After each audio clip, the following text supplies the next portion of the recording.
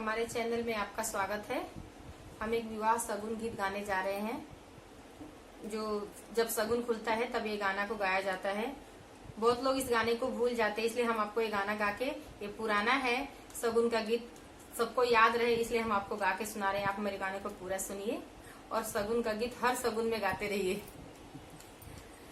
अरे अरे सगुनी अरे अरे सगुनी सगुना वाली हले ठाठ।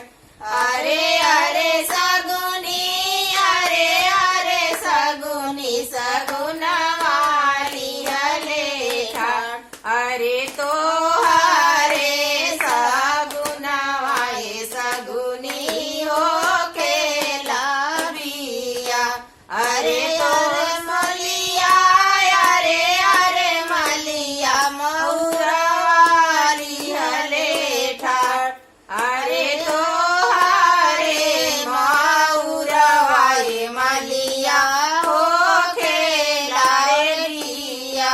अरे तो हरे माउरवाए मलिया हो खेला रे बिया।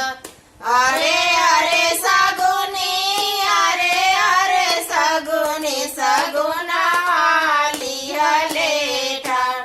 अरे तो हरे सगुना वाए सगुनी हो खेला रे बिया। अरे अरे दरजी अरे अरे दरजी सूटा वाली हले ठाठ। अरे तो हरे ही सूटा वाए दरजी हो खेला रे बिया। अरे तो हरे ही सूटा वाए दरजी हो खेला रे बिया। अरे अरे सगुनी अरे अरे सगुनी सगुना वाली हले ठाठ। अरे तो हरे सगुना वाले सगुनी हो खेला रे बिया। अरे अरे पंडित अरे अरे पंडित पोथियाली हले ठाठ। अरे तो हरे ही पोथियाए पंडित हो खेला रे बिया। अरे तो हरे ही पोथियाए पंडित हो खेला रे बिया। अरे अरे सगुनी